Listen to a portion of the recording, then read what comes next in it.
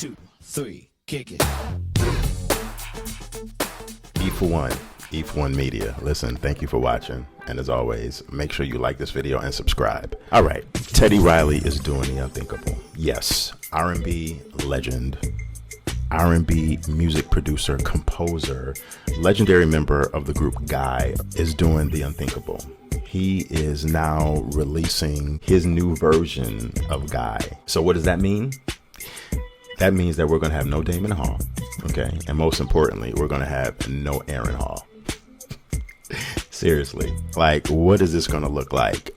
Replacing Aaron and Damion in the group will be Fred Robinson, who was in the group previously, if you remember the group Profile from back in the day. But we also have Jay Styles and also Ray Lavender.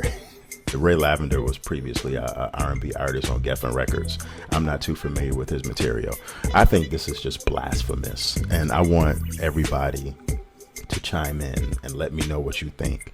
Listen, I know once group members pass on, group members die a lot, and this is prevalent in all genres of music. You get replacements, right? But in this case, Damion and Aaron Hall is not even passed on. They're still alive and well. Last time Guy as a trio was on tour was on the New Edition tour a couple years ago.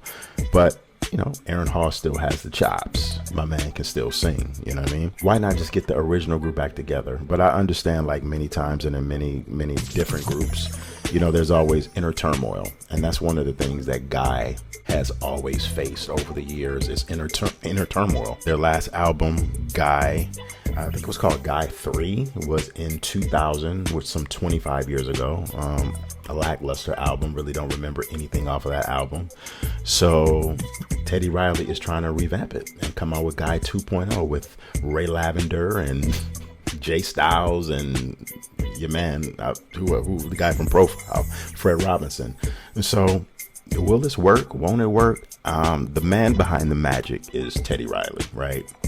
Some would say that without Teddy Riley, there would be no Guy, and I would say you're very accurate. Teddy can pretty much do what he wants. I'm assuming Teddy is the sole owner of the namesake of Guy, so he can pretty much flip it, bounce it, do whatever he wants to.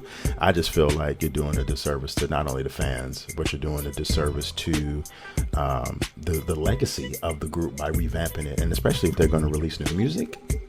I don't know about that.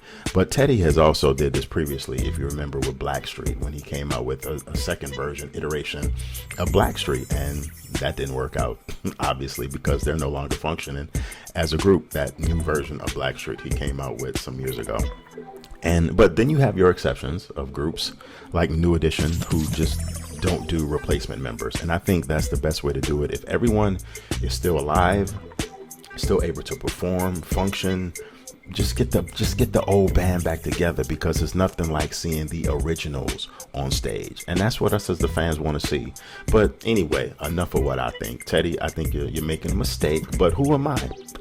I'm just a media guy, a podcaster. I could be wrong, but let me know in the comment section what you think. Do you think that Teddy is making a fatal mistake by not bringing back and reuniting the original Guy, but coming out with this new Guy with Ray Lavender, Guy 2.0, E1 Media. Until next time.